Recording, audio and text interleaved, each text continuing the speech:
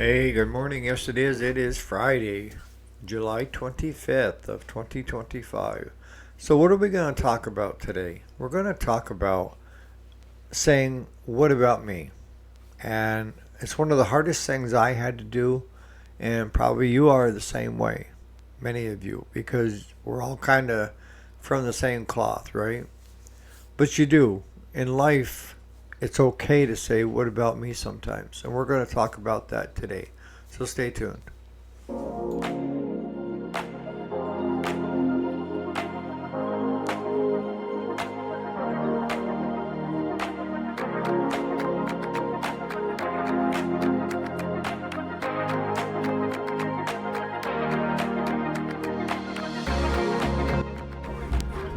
Alrighty, welcome back to the channel. My name is Eric, if you didn't already know it. And yes, this is the weekday, Monday through Friday. Today is Friday, the 25th of 2025. So what is this, what about me? And again, I apologize. Yesterday, I had too many doctor's appointments going on, and I was in a scramble. But today's a new day, right? But for me, the morning is the best time, alright? The morning is a reset. You got up and out of bed, and that means God wants you around for another day. What am I supposed to be doing, right? Well, that choice is left up to us.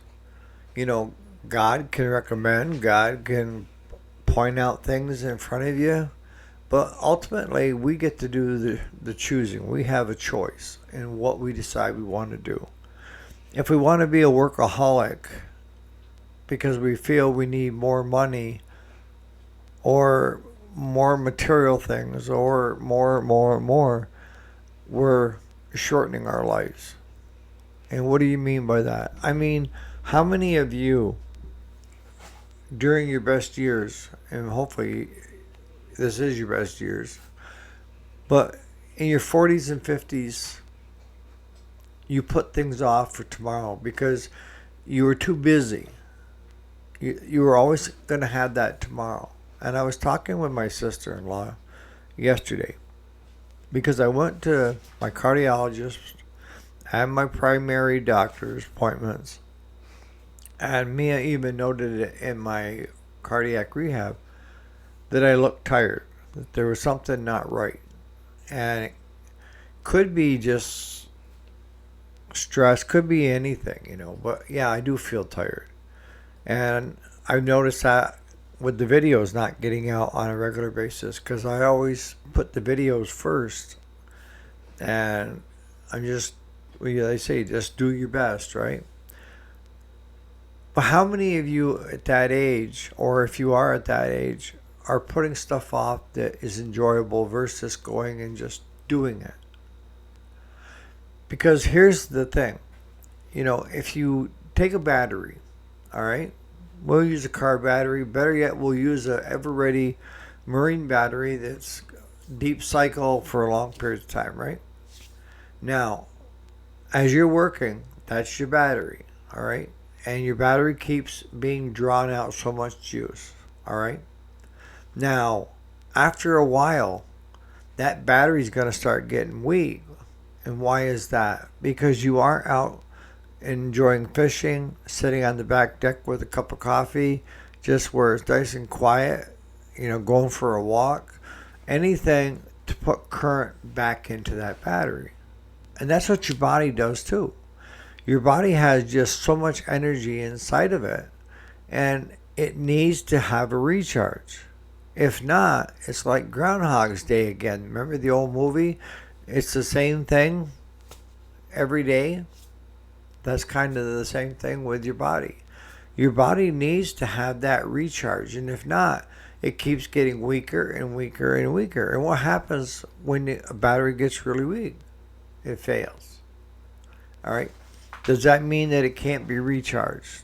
No. If you're lucky like me and God's grace and He kept you around, I have plenty of time to recharge those batteries. But I feel like, I'm a hypocrite because I'm telling you the right way to do it. But yet with me, I started to fall back into my old ways of, you know, being busy all the time and not getting a recharge.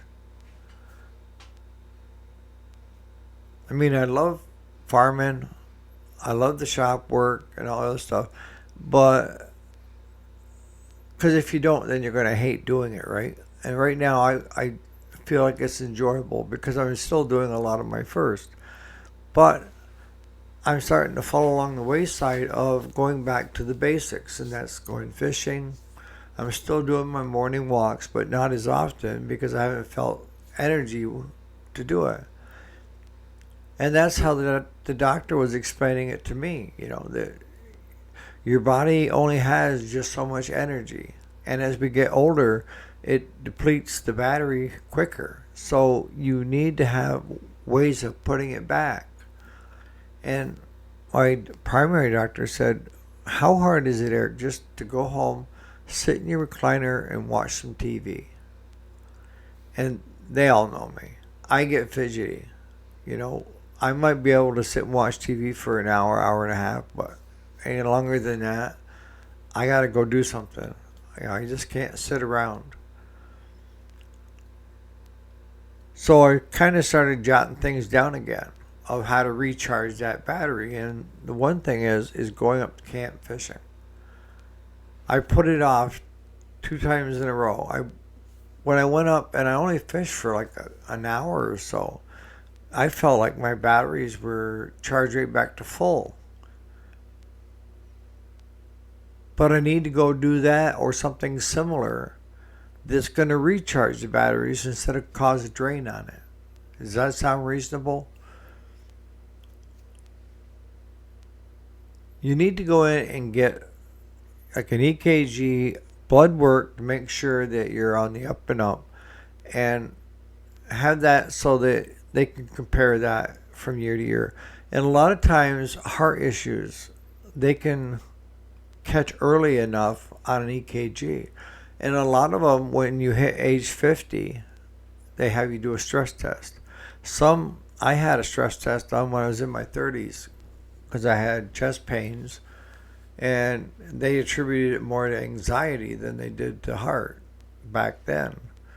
Uh, but if you're not up to being able to run like a mouse on a treadmill, they do what they call a nuclear. And a nuclear is just they give you an injection that causes the heart to have a full workout. And they can watch as you're at rest, but your heart is going crazy because it's kind of like being shot up with a bunch of caffeine. They can watch EKGs and see if there's any flutters when the heart is under load. See, like with me, with walking a lot and doing a lot of things exercise wise, I can't get to the point of where I'm breathing heavy or my heart rate gets above 91.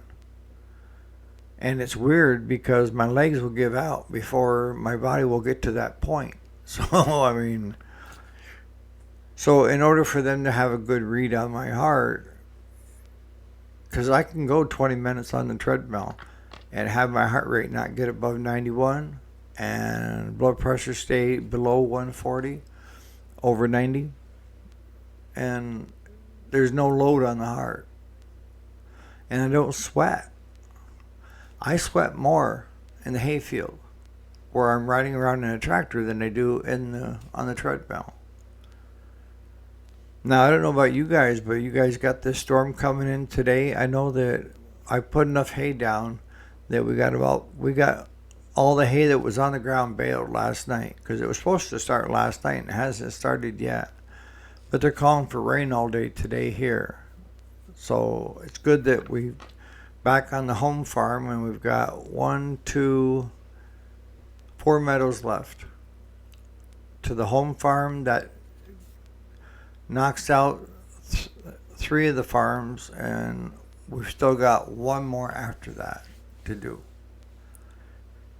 But let me know in the comments, how often do you go to a doctor? Do you even go unless it's something serious?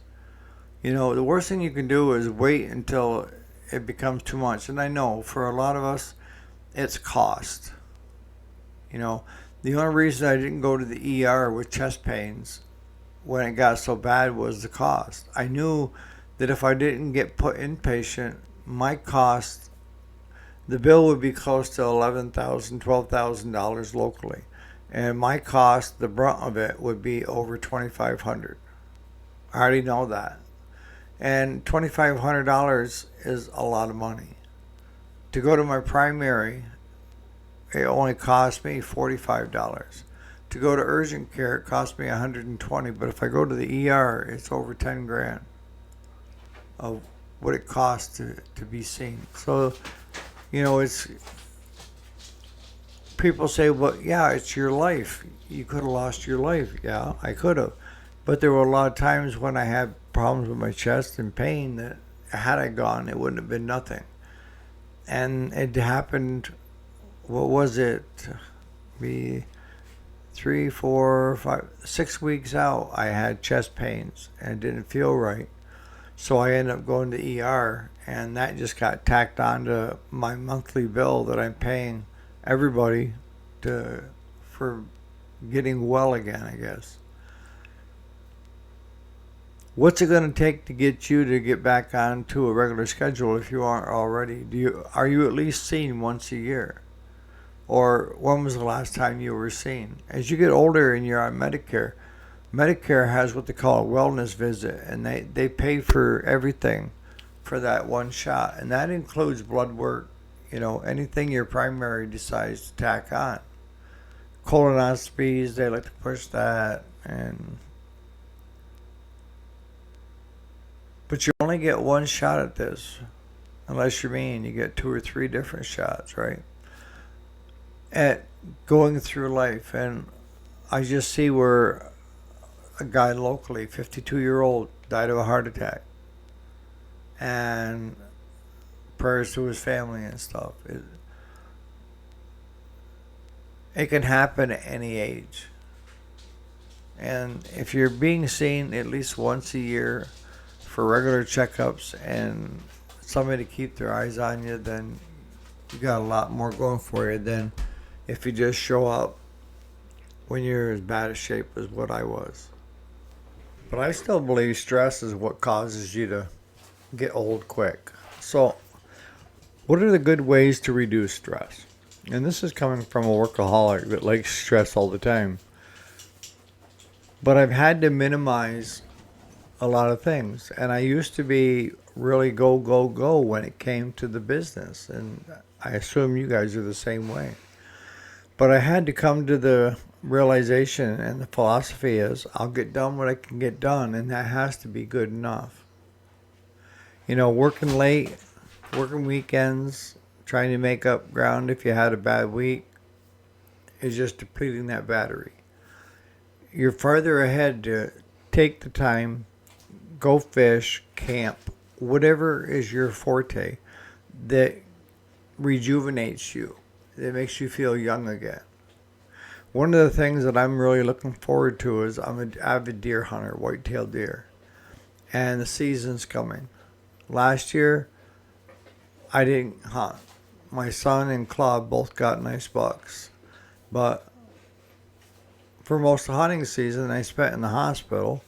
And then when I got released, of course, the idea of being able to sit in a hut, try to climb a hut, let alone sit in it, and then try to shoot a deer rifle were out of the picture because my chest hadn't healed up yet.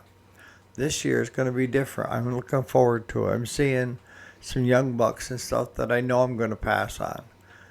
But that's one of the biggies for me in the fall, going into winter, that reduces my stress, and that's simply going and sitting in a tree stand where it's quiet and you can listen to the birds, you can watch the squirrels, you can watch the coons, you can watch the young deer come out and stuff, and it's just being one with nature where it's nice and quiet. It slows your life down. And what I see a lot now is my son and my other son, they both get into the stand, but they have their phones out and they're looking through Facebook. They're looking through. When I go sit, my phone is on. So if one of them send me a message of, because usually if I hear somebody shoot, I'll say who shot, 'cause we're on a group chat. But other than that, I'm not looking at my phone because it becomes a distraction. The phone is a big distraction in most of our lives. We waste a lot of time on a phone. Young people are spending way too much time on a phone. They need to go out and enjoy things. I talked about how Uncle Jim with the rafts or the inner tubes that were for the cars that weren't safe, but he could patch them up for us to ride down the river in. When I was a kid, we made our own adventures. We didn't need any false thing. Everything was an adventure. We'd get together as groups and walk all the way up the river and then hop in with our inner tubes and be sunburned by the time we get down to where we walk back to the house. And put a fishbowl in my hand, I'd be gone all day. I didn't care if I caught anything. I'd keep trying. And that's what I'm trying to do now. And that's what I'm trying to get across to you is you need to find ways to reduce your stress. What is it that floats your boat that causes you to recharge those batteries? And whatever it is for you, it's probably different than what it is for me. You need to focus on that more. And the older we get, the more we need to focus on that. And the one thing that I've come to learn from this experience is you don't need to make somebody else's problems your own problems. It's a choice. I don't take my problems and have everybody else try to solve it. I usually keep it close to the vest and I try to work through it. That's just me, and I know that's you. But if you're also the same caliber as me, you try to help people. And when you see somebody in need, you try to help them in whatever way you can. But here's the line in the sand that you need to draw is you can help, but do not take that problem on to be your problem. Because with us guys, we're fixers, right? We're in the repair shop. We're fixing stuff. So if somebody brings something to me, I automatically try to figure out how to fix it. When in fact, it doesn't need to be fixed. My daughter could be having a rough day and she comes to me and just unloads. If I decide to take on everything she just unloaded as my problem, I would be stressed out to the max, right? But all she needed was to unload. She didn't want me to solve anything. She just wanted to get it off her chest so she didn't feel alone with it. And that's what a lot of people will do with other people. And it's a choice of what you do with it. And what I'm telling you right now is the best thing you can do with it is not make it your problem. You can find enough of your own problems all by yourself. You don't need to go out and take on somebody else's problems. The only way they're going to learn is to figure it out. Sometimes you have to learn the hard knocks, right? Many of us, including myself and you, have been through this where you've had to do stuff and figure it out. And it made us stronger for it. Has somebody else done it for us, are we really learning anything? And the answer is no, other than go tell this person and they'll take care of it. That was one of the biggest things that I had to learn to let go, and that was stop being a fixer. Stop trying to fix everybody's problems. Concentrate on your own. Concentrate on recharging that battery and being able to show up and just be there has to be enough. So I'm going to leave you with that today. What is it in the comments? What is it that recharges your batteries? Maybe it could be helpful for other people. Like I say, for me, it's fishing. It's sitting in the deer stand. It's morning walks where I listen to the birds and I see the rabbits and the sunrise. Coffee on the back deck where it's nice and quiet and I can watch the koi in the pond. I have koi goldfish, whatever you call them, but they're 3.5, 4 foot long now. I bought an excavator a 690 John Deere, just so that I could dig a pond behind my house over 20 foot deep. And I had some koi and some goldfish in an inside uh, fish tank. And it was a 55 gallon, all right? But they were starting to get too big for it. So I went out and I bought this excavator. And I told Claude, this is what I want to do. I want you to dig me a pond that's at least 20 foot deep, and it's probably 60 by 80. And so we dug that, and then I sold the excavator. But I put the koi and the goldfish in there, and they're almost 4 foot now in length. And when I go out and I sit and I watch, they'll come and float to the top and just swim around. And they say they'll live for 60, 70 years. And they've got their own little spot. I've seen two of the kois, and then I haven't seen any of the goldfish yet this year, but we have coons and mink and all the other stuff. So if they got close to the bank, they probably were a tasty meal to one of the wildlife creatures.